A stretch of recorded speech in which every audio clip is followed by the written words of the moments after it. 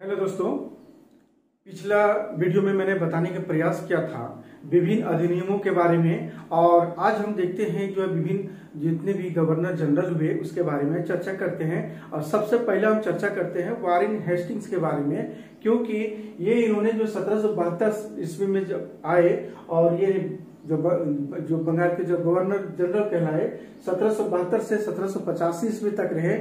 और इसका सबसे बड़ा प्रमुख जो क्वेश्चन यहाँ से पूछे जाते हैं कि वारेन हेस्टिंग्स के विभिन्न सुधारों का वर्णन करें। तो ये जितने भी है हमारे प्रशासनिक सुधार, भूमि सुधार और न्याय सुधार, इसी कंटेंट को आप सिलसिलेवार तरीके से लिख लेंगे, सजा लेंगे तो आपके नोट्स बहुत अच्छे बेहतरीन नोट्स होंगे।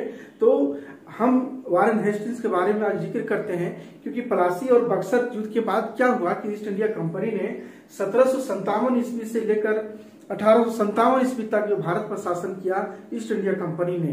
1765 ईस्वी तक ईस्ट इंडिया कंपनी जो है एक व्यापारिक कंपनी रही थी। उसके बाद हम देखते हैं भारत पर शासन करने के लिए कंपनी को एक प्रशासनिक संरचना एवं संगठन की आवश्यकता पड़ी। और इसी को लेकर वारेन हेस्टिंग्स ने बंगाल के गवर्नर के रूप में नियुक्त भी हुए। इसने सबसे पहले यहाँ आए तो यहाँ की वास्तविकता को जानने का प्रयास किया और परिस्थितियों को ध्यान में रखते हुए जो है प्रशासनिक और न्यायिक और राजस्व संबंधी सुधार करने की आवश्यकता पड़ी इन्हें। तो इसमें इस समय के दौर में वारेन हेस्टिंग्स ने जो क्या किया कि लॉर्ड कार्नवालिस, बहुत सारे ऐसे थे हमारे इस समय का परिस्थितियों को देखते हुए, Lord William Bentinck, Lord Cornwallis, Dalhousie, ऐसे बहुत सारे हमारे गवर्नर जनरल हुए जो विभिन्न यानी प्रशासनिक क्षेत्र में हो, चाहे न्यायिक क्षेत्र में हो, चाहे राजस्व क्षेत्र में हो, उस क्षेत्र में पर्याप्त सुधार करने का प्रयास किया। यहाँ तक कि इस कंपनी के शासन काल में ही जो है हमारा भारत में शिक्षा का क्षेत्र में भी सुधार काफी हुआ। कंपनी के शासन काल से ही जो है यह जो विकास की प्रक्रिया वो चल पड़ी थी। भाषा और साहित्य का भी जो है विकास हुआ था। तो सबसे पहले देखते हैं कि प्रशासनिक, हम यहाँ देखते हैं कि प्रशासनिक सुधार और भूमि सुधार, जिसको राजस्व या न्याय सुधार, ये तीन क्षेत्रों में सुधार करने की बात वारेन हेस्टिंग्स ने किया था। तो सबसे पहले देखते हैं कि वारेन हेस्टिंग्स ने पहला कार्य द्वैत शासन प्रणाली को समाप्त करके बंगाल का शासन प्रबंध प्रत्यक्ष रूप से स्थापित करना था। ये सबसे पहला कदम इसने उठाया था। इसके लिए उसने बंगाल के जो नायाब था दीवान मोहम्मद रजा खां और बिहार का नायाब दीवान सिताब राय को उनके पदों से हटा दिया गया। और राजस्व संग्रह के लिए, राजस्व जमा करने के लिए कंपनी ने एक कर्मचारी नियुक्त किया गया। इसके लिए संपूर्ण बंगाल प्रांत को कितने 36 जिलों में विभाजित किया और जिले के कलेक्टरों को जो है नियुक्त किया गया, जिसमें कलकत्ता में बोर्ड ऑफ रेवेन्यू की स्थापना हुई। राजकोषीय यानी कोष से जो है मुर्शिदाबाद से पहले था, राजकोष था, वो मुर्शिदाबाद से कलकत्ता स्थापित कर दिया गया। तो मुख्य मुख्य बिंदु पर हम देखते हैं, चर्चा करते हैं कि सबसे पहले जो है इन्होंने द्वैत शासन प्रणाली को समाप्त किया। ठीक। दूसरा है कि बंगाल, बिहार और उड़ीसा की दीवानी का अधिकार कलकत्ता परिषद और उसके प्रधान के हाथों में दे दिया गया, जिसके तहत राजस्व बोर्ड बनाया गया, जिसको बोलते हैं बोर्ड ऑफ रेवेन्यू की स्थापना हुई। तो राजकोष क्या था, मुर्शिदाबाद से कलकत्ता लाया गया। सबसे पहले यही जो है भूमि सुधार यानी प्रशासनिक सुधार में कार्य किया था। इसके समय में हम एक देखते हैं कि वारेन हेस्टिंग्स समय कि मिर्जापुर की जो विधवा जो थी मुन्नी बेगम का अल्पवयस्क पुत्र जो था मुबारक उद्दीला की संरक्षिका भी बनी थी। इनका भत्ता 32 लाख से 16 लाख कर दिया गया। इसी प्रकार जो है मुगल बादशाह वार्षिक पेंशन, उसको जो है मुगल बादशाह सालम द्वितीय जो था वार्षिक जो पेंशन था वो बंद कर दिया गया। इलाहाबाद और कड़ा का किला बादशाह से ही लिया था और 50 लाख रुपए में क्या अवध के नवाब के पास बेच दिया। तो ये प्रशासनिक सुधार में ये सब सारी थी कि राजकोष मुर्शिदाबाद से कलकत्ता ले गया और हमारा रेवेन्यू बोर्ड की स्थापना किया। यही मुख्य था इसमें भूमि सुधार, तो इस प्रशासनिक सुधार में। अब हम देखते हैं कि भूमि सुधार के लिए क्या क्या कार्य किया। तो इसके अंतर्गत देखते हैं कि भूमि यानी राजस्व संबंधी सुधार 1765 ईस्वी में दीवानी, जब अंग्रेजों को दीवानी प्राप्त करने के बाद कंपनी ने जो है लगान को जमा करने का कार्य जो है अमीलों के हाथों में ही रहने दिया गया था, जो नवाब के काल में राजस्व जो है संग्रह का कार्य करते थे इन लोग।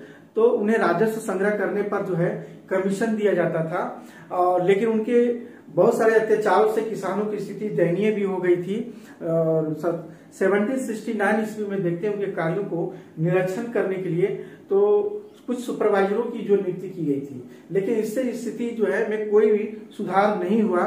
तब जाकर के वारेन हेस्टिंग्स ने जो है भूमि यानी सुधार करने का प्रयास किया कि हेस्टिंग्स ने सबसे पहले 1 वर्ष के स्थान पर पहले 1 वर्ष के लिए जो है दिया जाता था लोगों को। तो अब क्या था, ये अपने समय में 5 वर्षीय राजस्व जमा करने की नीति अपनाई।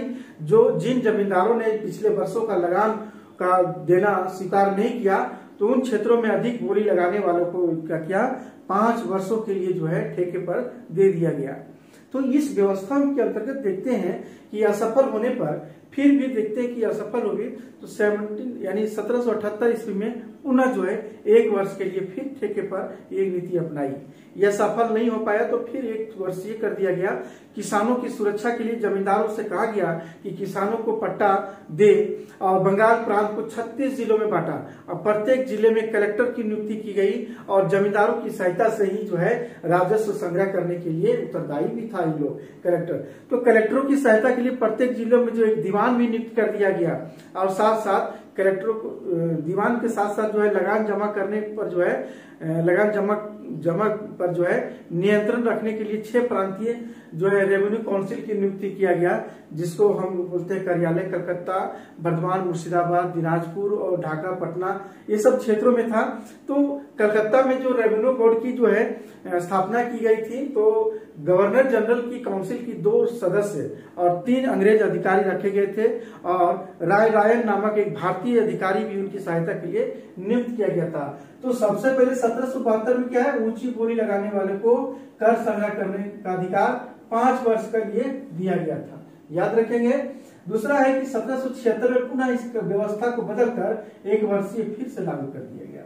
नीति असफल हो गई तो कलेक्टरों को जो हटाकर भारतीय दीवान भी नियुक्त किया गया इसमें। फिर इसकी निगरानी के लिए 6 प्रांतीय परिषदें भी बनी जो राजस्व समिति के अधीन थी। इसके बाद 1781 में प्रांतीय परिषदों को समाप्त कर दिया।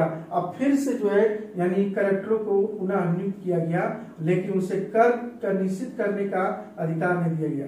कलेक्टरों को नियुक्त करने का अधिकार तो दे दिया, कर निश्चित करने का, लेकिन टैक्स जो निश्चित करने का जो अधिकार था वो नहीं दिया गया। तो इसी प्रकार जो है हमारा भूमि सुधार यानी राजस्व व्यवस्था में वारेन हेस्टिंग्स ने किया था। अब हम देखते हैं न्यायिक सुधार। हाँ, तो इस प्रत्येक जिलों में जो है एक मुंसिफ, एक दीवानी अदालत जो स्थापित की गई थी। जिले का कलेक्टर इस अदालत का अध्यक्ष होता था। इसकी सहायता के लिए नायब जो था दीवान करता था। कानून संबंधी परामर्श देने के लिए काजी, मुफ्ती, मौलवी और पंडित भी हुआ करते थे। लगान वसूलने वालों तथा जमींदारों को कितना मिलता था, 10 रुपये तक मुकदमे सुनने का अधिकार दिया गया था। अभी तक तो जुर्माने की राशि 1/4 भाग न्यायाधीश को मिलती आ रही थी, लेकिन अब उसे बंद कर दिया गया इन्होंने। दीवानी यानी दीवानी की जो मुख्य अदालत को जो है मुर्शिदाबाद से कहा हटा करके यानी कलकत्ता लाया गया और उसका नाम क्या रखा गया, सदर दीवानी अदालत रखा गया। इसका अध्यक्ष कौन था, गवर्नर जनरल तथा काउंसिल के 2 सदस्य इनकी सहायता के लिए रखा गया था। यह अदालत जो था वह जिलों की दीवानी अदालतों के निर्णय के विरुद्ध ही अपील सुनती थी। हिंदू और मुस्लिम धर्मों के अनुसार निर्णय किया जाता था इसमें।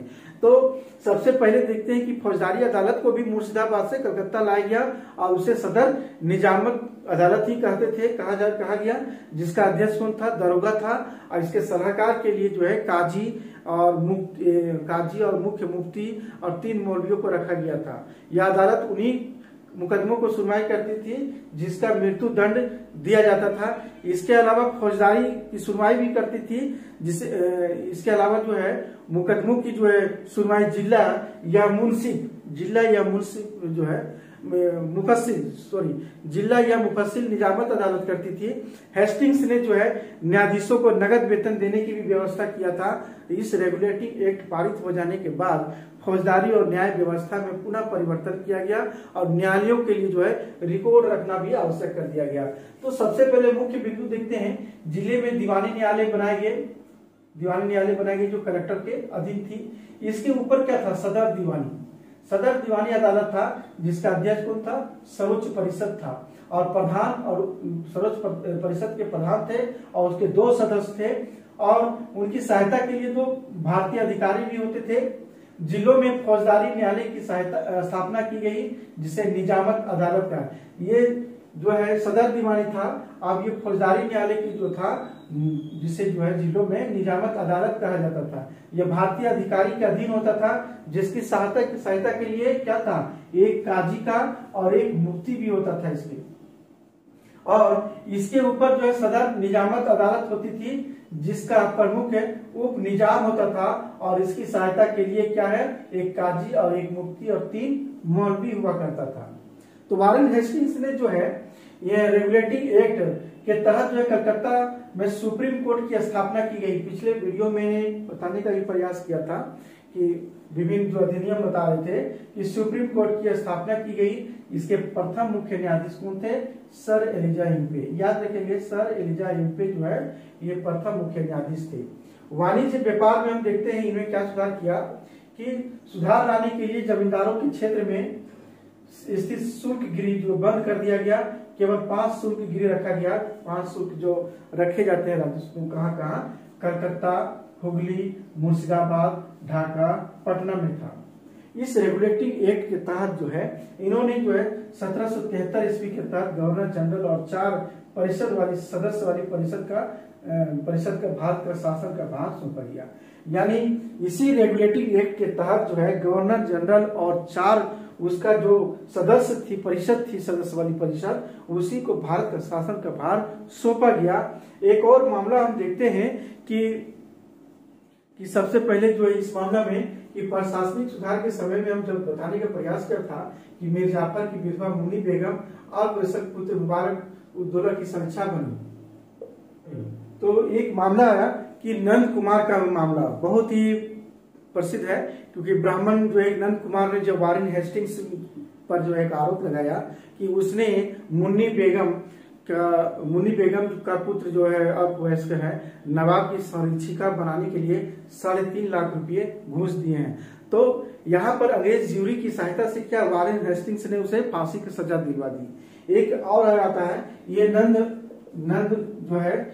जो है नंद कुमार का मामला था, ये नंद कुमार का था। एक है चैत सिंह का मामला, चैत सिंह का मामला है। ये चैत सिंह का मामला क्या था कि बनारस का राजा जो चैत सिंह थे पहले अवध के नवाब के अधीन था और उसे 22.5 लाख रुपए वार्षिक जो है टैक्स वहां देता था।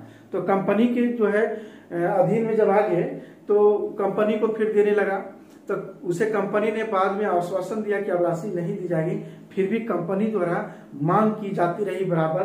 चैत सिंह ने जो है उसे देने से असमर्थता प्रकट किया तो उसे बंदी बना लिया गया और चैत सिंह जब भाग गया, बंदी बना लेकर किसी तरह वो भाग गया, तब उसके भतीजे महिप नारायण को जो है राजा बना दिया गया। इसी तरह अवध की बेगमों का भी मामला है। अवध की जो बेगम है, अवध की बेगमों के साथ भी यही हुआ। कलकत्ता परिषद का आश्वासन था कि अवध के नवाबों के विधवा जितने भी थे उससे कोई धन राशि नहीं लेगा, लेकिन कंपनी ने उसे विवश कर बाध्य कर धन लिया। तो इस पर ब्रिटिश संसद में महाभियोग भी चलाया गया और जो ये 7 वर्षों तक चला। तो ये वारेन हेस्टिंग्स का यही जो है सुधार था। वारेन हेस्टिंग्स का उपलब्धियों का वर्णन करे या राजस्व वारेन हेस्टिंग्स का विभिन्न सुधारों का वर्णन करें, आप इसे सिलसिलेवार तरीके से नोट कर लेंगे, आपके अच्छे नोट्स भी तैयार होंगे और यह बेहतरीन नोट्स होंगे। तो आज की क्लास यहीं समाप्त करते हैं।